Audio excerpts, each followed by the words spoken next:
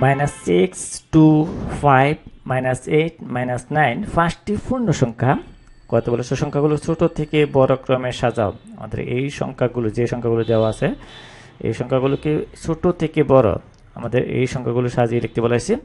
আমরা এখানে যদি দেখি -9 -8 মানে বড় সংখ্যা কিন্তু ঋণাত্মক চিহ্ন নেগেটিভ চিহ্ন যুক্ত, তাহলে সবচেয়ে বড় সংখ্যা যদি নেগেটিভ চিহ্ন যুক্ত হয় তাহলে ওটি সবচেয়ে ছোট সংখ্যা। তাহলে সবচেয়ে ছোট আমরা প্রদত্ত সংখ্যাগুলো যদি লিখি তাহলে প্রদত্ত সংখ্যাগুলো যেটা দেওয়া আছে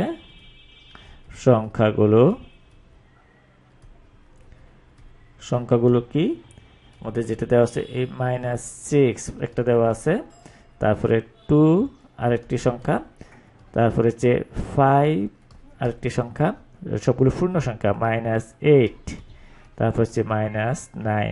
আমরা জানি যে যে সংখ্যার মান বড় কিন্তু নেগেটিভ চিহ্ন যুক্ত হয় তাহলে ওইটা সবচেয়ে ছোট সংখ্যা।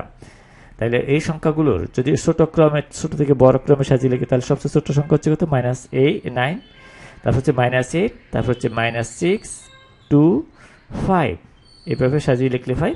তাহলে সুতরাং ছোট থেকে বড় ক্রমে ছোট থেকে বড়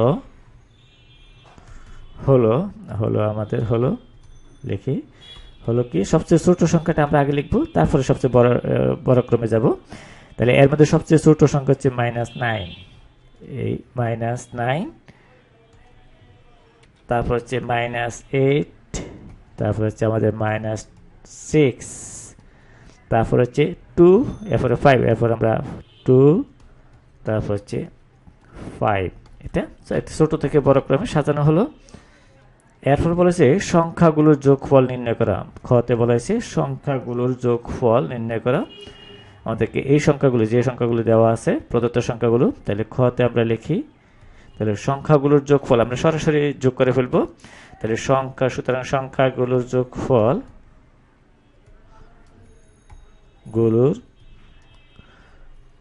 যোগফল সমান আসবে আমরা যোগ করি এই -6 যোগ -2 সবগুলোই সরাসরি যোগ করে ফেলবো।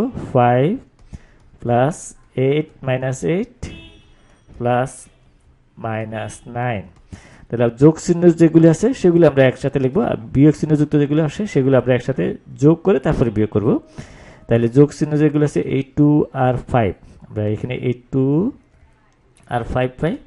2 প্লাস আমরা লিখব 5 এটা আসে, তারপরে প্লাস লিখবো আমরা এটা যদি আলাদা করে লিখি এই -6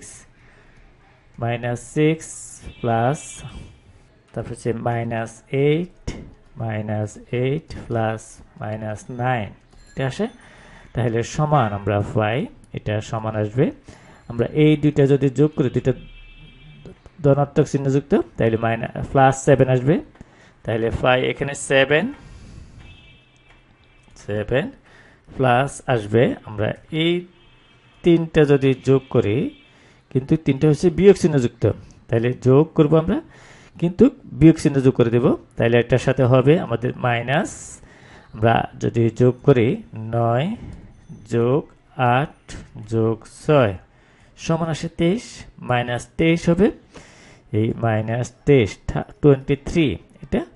তারপরে আমরা যদি বিয়োগ যোগ চিহ্নটা উঠাই দিই বা 7 -23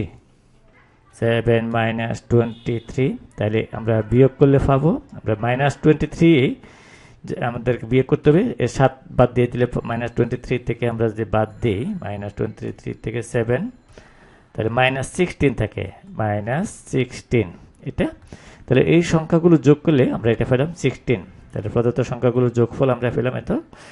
এখন আমাদেরকে গতে বলা হয়েছে, আমরা দেখি যে গতে বলা হয়েছে যে প্রদত্ত এই সংখ্যা রেখার ব্যবহার করে প্রথম দুইটি সংখ্যার যোগফল নির্ণয় করা। আমাদের প্রথম দুইটি সংখ্যা +6 আর 2 সংখ্যা রেখা ব্যবহার করে সংখ্যা দুটির যোগফল নির্ণয় করতে বলা হয়েছে। তাইলে আমরা প্রথম সংখ্যা এবং দ্বিতীয় সংখ্যাটি লিখি গতে অ্যান্সার করে। এখানে প্রথম সংখ্যা যেটা দেওয়া আছে আমরা সেটাই লিখি। প্রথম সংখ্যার সমান হচ্ছে কত -6 এটা। আর দ্বিতীয় সংখ্যা হচ্ছে দ্বিতীয় সংখ্যার সমান হচ্ছে আমাদের সেটা দেওয়া আছে যে 2 এটা। তাহলে সংখ্যা রেখার সাহায্যে যদি আমরা উপস্থাপন করি দেখাই তাহলে আমরা পাই, আমরা এটা যদি দেখি এরকম সংখ্যা রেখা আমরা কল্পনা করি তাহলে আমরা এই দুটি সংখ্যা যোগ করলে পাই, আমাদের যোগ করতে বলেছে। তাহলে সুতরাং সংখ্যা দুটির যোগফল সমান এই যোগফল সমান আসবে আমাদের এই -6 এর সাথে যোগ করব আমরা +2 যোগ আমরা পাই -4 আসে। তাহলে এটা সমান আমরা পাই -4। তাহলে আমরা সংখ্যা রেখায় এটা উপস্থাপন করি তাহলে আমরা পাই, আমরা সংখ্যা রেখা যদি কল্পনা করি এইভাবে যে আমরা শূন্য থেকে পূর্ণ সংখ্যা আমরা কল্পনা করব, শূন্য থেকে যদি বাম দিকে আসি তাহলে নেগেটিভ চিহ্ন, তাহলে -1 আমরা এক ঘর করে বাড়ি তাহলে 2 -2 -3 তারপরে হচ্ছে -4 -5 আমরা পাই এরকম -5 তারপরে হচ্ছে -6 তারপর হচ্ছে -7 আর শূন্য যদি ডান দিকে যায় তাহলে 1 ধনাত্মক হবে, তারপরে 2 এভাবে পর্যায়ক্রমে বাড়তে থাকবে। তাহলে আমরা যদি সংখ্যা রেখায় উপস্থাপন করি তাহলে শূন্য এটার সাথে আমরা শূন্য সংখ্যা রেখায় উপস্থাপন করলে আমরা এই 6 পর্যন্ত আসি, আমরা এই 6 এর জন্য -6 শূন্য থেকে -6 এটা আসলাম, যেহেতু মাইনাস এবং শূন্য থেকে বাম দিকে আসতে হবে, আবার যেহেতু +2 ধনাত্মক চিহ্নযুক্ত পজিটিভ চিহ্ন তাহলে এইটার সাথে যোগ করব, এটার সাথে যোগ করব কত +2, তাহলে +2 যোগ করলে আমরা এটা পাই এই 2 ঘর, এখানে এই 1 ঘর এখানে 2 ঘর, তাহলে এটা হচ্ছে কি +2 বা 2 লিখলে চলবে 2। তাহলে পাই আমরা এখানে বাকি থাকে আর কতটুকু যে অংশটুকু সেটা হচ্ছে আমাদের এই 4 পর্যন্ত, শূন্য থেকে যদি আমরা হিসাব করি যেখান থেকে শুরু করছি তাহলে সেটা সমান আসে আমাদের এখানে আসে -4 এটা আসে, যেটা আমরা হিসাব নিকাশ করে পেয়েছি। তাহলে আমরা পাই যদি সংখ্যা রেখায় উপস্থাপন করি তাহলে আমরা এখানে পেলাম কত -4, তাহলে এটাই আমাদের অ্যান্সার। বা আমরা বিকল্পভাবে যদি দেখি সংখ্যা দুটির যোগফল, যদি 2 আগে লিখি -6 যদি ফল লিখি তাহলে কি হয়, তাহলে সংখ্যা দুটির যোগফল আসবে একই আসবে, এই দুটির যোগফল সমান আসবে আমাদের এই -2 +2 এই 2 লিখবো আগে, তারপরে প্লাস করব আমরা -6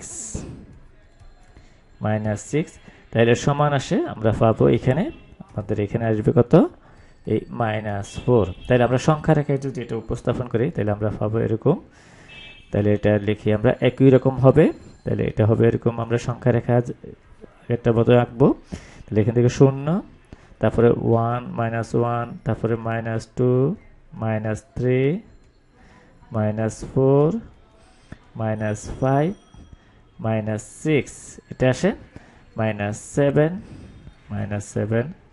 তার আমরা এই দিকে যদি যাই তাহলে 1 ডান দিকে 0 থেকে তারপর 2, তাহলে প্রথমে আমরা কি করব 2 ঘর যাব এটার সাথে যোগ করব -6, তাহলে আমরা এই দিকে যদি যাই 2 +2 যেহেতু 2 হচ্ছে কি ধনাত্মক তাহলে এখানে হবে 2 এটা, তাহলে এই 2 এর থেকে আবার আমরা কি করব আমাদেরকে আসতে হবে -6 এটার সাথে যোগ করতে হবে, তাহলে -6 আসবো, তাহলে এখানে 2 হয়ে গেল, তারপরে হচ্ছে কত 4, তাহলে এটা সমান আসে আমাদের এই 4। তাহলে এখন যদি আমরা বাদ দিই তাহলে আর থাকতেছে কতটুকু, যে আমাদের যেটা থাকতেছে মাইনাস সেটা হচ্ছে -4, এই শূন্য থেকে যদি আমরা হিসাব করি আমরা হিসাব করলে পাই সেটা হচ্ছে আমাদের শুধু -4 যেটা আমরা আগেই পেয়েছি। তাহলে আমরা যে কোনোভাবেই আমরা যদি যোগ বিয়োগ করি তাহলে আমাদের রেজাল্ট একই আসবে, তাহলে এখানে হবে কত -4, তাহলে এটাই আমাদের অ্যান্সার।